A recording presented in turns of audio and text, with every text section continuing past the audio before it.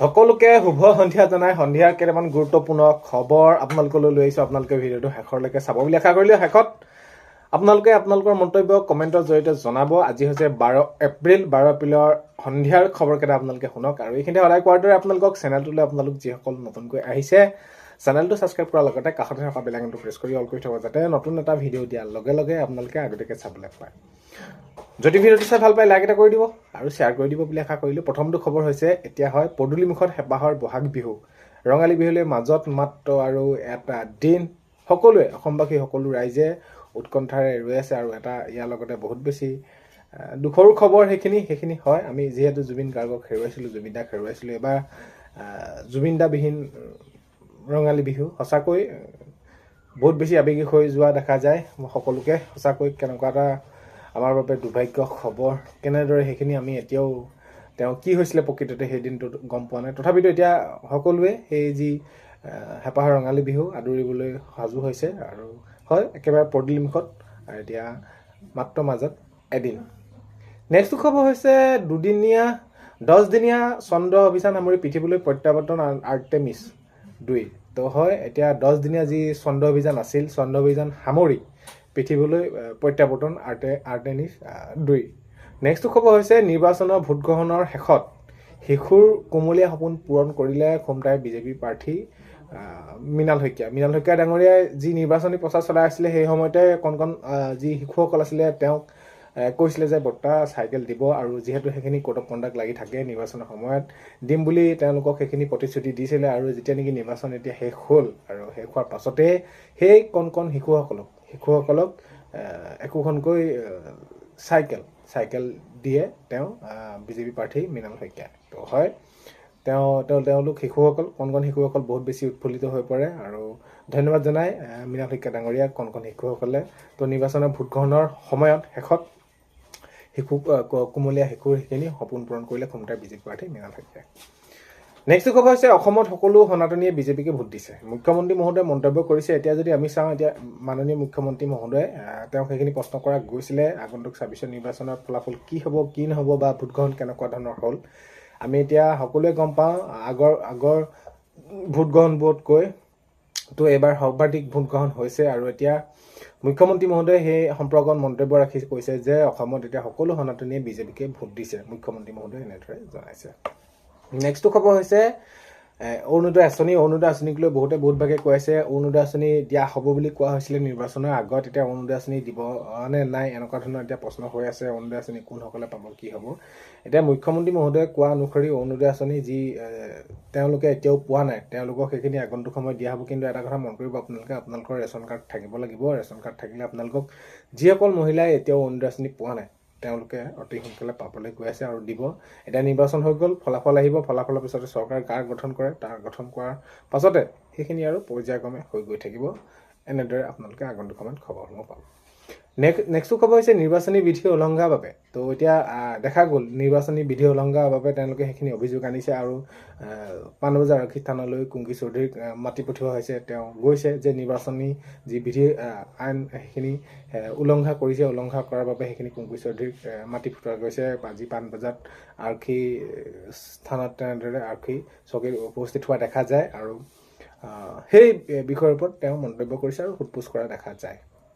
নেক্সটটো সময় হৈছে higher secondary result, HS final পৰীক্ষাৰ ৰিজাল্ট। বহুত ভাগে কৈ আছে এতিয়া অহা কাইলৈ দিব, এনেকুৱা ধৰণৰ এটা মন্তব্য কৰি আছে। অহা কাইলৈ দিব নেকি, কি হ'ব কি নহ'ব।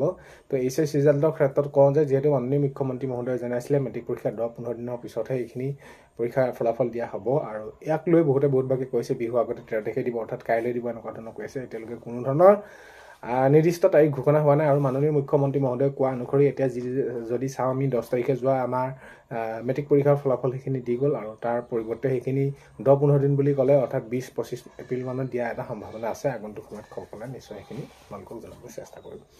নেক্সট খবৰ হৈছে বিজেপিৰ দিনত কোনো মানুহৰ নিৰাপত্তা নাই। মীৰা বৰঠাকুৰ ডাঙৰীয়ানীয়ে এনেদৰে মন্তব্য কৰিছে যে এতিয়া বিজেপিয়ে যিটো শাসন চলাবলৈ গৈছে বা শাসন চলাইছে, যেনেকুৱা ধৰণৰ যি ব্যৱস্থা গ্ৰহণ কৰিছে, কেৱল মাত্ৰ সাংবাদিক বুলি নহয়, কোনো মানুহৰে আমাৰ সাধাৰণ মানুহৰ কোনো মুঠতে অসমৰ ৰাইজৰ কাৰোৰে নিৰাপত্তা নাই বুলি মীৰা বৰঠাকুৰ ডাঙৰীয়ানীয়ে এইখিনি মন্তব্য কৰিছে। বিজেপিৰ দিনত কোনো মানুহৰে নিৰাপত্তা নাই এনেদৰে মন্তব্য কৰিছে মীৰা বৰঠাকুৰে। নেক্সট খবৰ হৈছে তৃতীয়বাৰৰ বাবে অসমত বিজেপি মিত্ৰজোঁট এইখিনি কি হ'ব চৰকাৰে হ'ব বুলি মুখ্যমন্ত্ৰী মহোদয়ে মন্তব্য ৰাখিছে। মুখ্যমন্ত্ৰী মহোদয়ক এইখিনি প্ৰশ্ন কৰা গৈছিলে আৰু মুখ্যমন্ত্ৰী মহোদয়ে সেইখিনি তেওঁ প্ৰশ্নৰ উত্তৰত এনেদৰে মন্তব্য কৰিছে যে তৃতীয়বাৰৰ বাবে অসমত বিজেপি মিত্ৰজোঁটৰ চৰকাৰে হ'ব। ৰাইজে ইমান বহুত বেছি মৰম দিছে, এইবাৰ আমি সেইখিনি দেখিছোঁ আৰু ৰাইজৰ আশীৰ্বাদত এইবাৰ তৃতীয়বাৰৰ বাবে অসমত সেই বিজেপি মিত্ৰজোঁটৰ চৰকাৰে হ'ব, মুখ্যমন্ত্ৰী মহোদয়ে মন্তব্য ৰাখিছে। নেক্সট খবৰ হৈছে অসমীয়া প্ৰতিদিন কাৰ্যালয় আক্ৰমণৰ বিৰুদ্ধে অব্যাহত প্ৰতিবাদ। এতিয়া অসমীয়া প্ৰতিদিন কাৰ্যালয়ত যি লখিমপুৰত তেওঁলোকে সেইখিনি আক্ৰমণ কৰা সংঘটিত হৈছিলে, তাৰ পিছতো কোনো ধৰণৰ দোষী কৰায়ত্ব কৰা নাই বা কোনো ব্যৱস্থা গ্ৰহণ কৰা নাই আৰু ইয়াক লৈ অসমীয়া প্ৰতিদিন কাৰ্যালয়ৰ যি আক্ৰমণৰ বিৰুদ্ধে এতিয়া অব্যাহত আছে প্ৰতিবাদ তেওঁলোকে সেইখিনি কৰিয়ে আছে যে দোষীয়ে অতি সোনকালে শাস্তি পাব লাগে। কোনে এনেদৰে কাৰ্য কৰিলে এই কাৰ্য একেবাৰে গৰিহণাযোগ্য আৰু সেইবাবে এইখিনি তেওঁলোকে প্ৰতিবাদ কৰি আছে। মুঠৰ ওপৰত তেওঁলোকে সেইখিনি যেতিয়ালৈকে দোষীক কৰায়ত্ব নকৰে এতিয়া সেইখিনি অব্যাহত থাকিব বুলি তেওঁলোকে মন্তব্য কৰিছে। নেক্সট খবৰ হৈছে 92 বছৰ বয়সত শেষ নিশ্বাস কণ্ঠশিল্পী আশা ভোছলে। তো এতিয়া হয় আজি দেখা গ'ল তেওঁ অসুস্থতা হৈ আছিলে আৰু মেডিকেলত ভৰ্তি হৈ আছিলে তেওঁ, আৰু 92 বছৰ বয়সত শেষ নিশ্বাস ত্যাগ কৰে কণ্ঠশিল্পী আশা ভোছলে। আত্মাৰ শান্তি কামনা কৰিছোঁ সকলোৱে, আমি তেওঁৰ আত্মাৰ শান্তি পাই যাতে থাকে। নেক্সট খবৰ হৈছে 1 বহাগত মুক্তি পাব জুবিন মানসৰ যাত্ৰা নামৰ এখন ৱেব ছিৰিজ। এতিয়া মানস ৰবিনে মন্তব্য কৰি কৈছে যে ৰবীন ডাঙৰীয়াই মন্তব্য কৰি কৈছে 1 বহাগত মুক্তি পাব জুবিন মানসৰ যাত্ৰা এখন ৱেব ছিৰিজ। এতিয়াতো আমি জুবিনবিহীন আমি বহাগ উদযাপন কৰিবলৈ গৈ আছোঁ। এতিয়া বহুতেই দুখৰ বিষয়, এতিয়াও তেওঁ সেইখিনি ন্যায় পোৱা নাই জুবিনে, আৰু ন্যায় অতি সোনকালে লাগে। এইখিনি এতিয়া সেই সময়ত কি হৈছিল প্ৰকৃততে সেইটো আমি কোনেও গম পোৱা নাই। প্ৰকৃত আমাৰ সত্য লাগে, দোষীয়ে শাস্তি পাব লাগে, এনেদৰে মন্তব্য কৰিছে। আৰু 1 বহাগত মুক্তি পাব জুবিন মানসৰ যাত্ৰা নামৰ এখন ৱেব ছিৰিজ। নেক্সট খবৰ হৈছে জাগিৰোডত ভয়ংকৰ দুৰ্ঘটনা। এতিয়া আমাৰ যিমানেই আমি অত্যাধুনিক বস্তুবিলাক আমি ব্যৱহাৰ কৰিবলৈ লৈছোঁ, গাড়ী মটৰ আমি যি নহওক যেনেদৰে নহওক অতি সাৱধান হ'ব লাগিব। এতিয়া দুৰ্ঘটনাবিলাক প্ৰায় বহুত বেছি হ'বলৈ ধৰিছে আৰু ইয়াক লৈ এই যে দুৰ্ঘটনা হয়, আমি দুৰ্ঘটনাবিলাকত আমি নিজে আমি সাৱধান হ'ব লাগিব। আৰু যদি সাৱধান নহওঁ তেনেহ'লে আমাৰ এই যে দুৰ্ঘটনাৰ বিলাক বৃদ্ধি হৈ গৈ থাকিব। তো জাগিৰোডত ভয়ংকৰ দুৰ্ঘটনা দেখা গ'ল। এখন ট্ৰেভেলাৰ তেনেদৰে দুৰ্ঘটনাত পতিত হয় আৰু এই দুৰ্ঘটনাৰ বাবে আমি নিজেই সতৰ্ক হ'ব লাগিব। নেক্সট খবৰ হৈছে মই নিৰ্বাচনৰ বিধি উলংঘা কৰা নাই। কুংকি চৌধুৰীয়ে এইখিনি মন্তব্য কৰিছে যে নিৰ্বাচনৰ বিধি উলংঘা কৰা বুলি কৈছে। মই এইখিনি কোনো ধৰণৰ কৰা নাই আৰু মোক যিখিনি সুধিছে মই সেইখিনি উত্তৰ দিছোঁ। ইয়াক লৈ মোক কোনো ক'বলগীয়া নাই আৰু বিশেষকৈ যিখিনি সুধিছে আৰু মই বিশেষ কৰাই নাই এনেকুৱা ধৰণৰ মন্তব্য কৰিছে। তো আজি 12 এপ্ৰিলৰ সন্ধিয়া খবৰ এইকেইটাই আপোনালোকক জনালোঁ। আপোনালোকে ভিডিঅ'টো শেষলৈকে চোৱাৰ বাবে বহুতেই বেছি ধন্যবাদ। আৰু ভিডিঅ' প্ৰথমতে কোৱাৰ দৰে আপোনালোকক চেনেলটোলৈ আপোনালোক যিসকল নতুনকৈ আহিছে চেনেলটো ছাবস্ক্ৰাইব কৰাৰ লগতে কাষতে থকা বেল আইকনটো প্ৰেছ কৰি অল কৰি থ'ব, যাতে নতুন এটা ভিডিঅ' দিয়াৰ লগে লগে আপোনালোকে আগতীয়াকৈ চাবলৈ পায়। যদি ভিডিঅ'টো চাই ভাল পায় লাইক এটা কৰি দিব আৰু শ্বেয়াৰ কৰি দিব বুলি আশা কৰিলোঁ। তো আজিলৈ ইমানে। আগন্তুক সময়ত খবৰসমূহ পালে আপোনালোকক সদায় দি থাকিম। আপোনালোকে বহুত বেছি মৰম দিছে, তাৰ কাৰণে অশেষ ধন্যবাদ। আপোনালোকৰ ওচৰত সদায় চিৰকৃতজ্ঞ হৈ ৰ'ম। আজিলৈ মানে অন্য এটা ভিডিঅ'তে লগ পোৱাৰ কাৰণে বাই।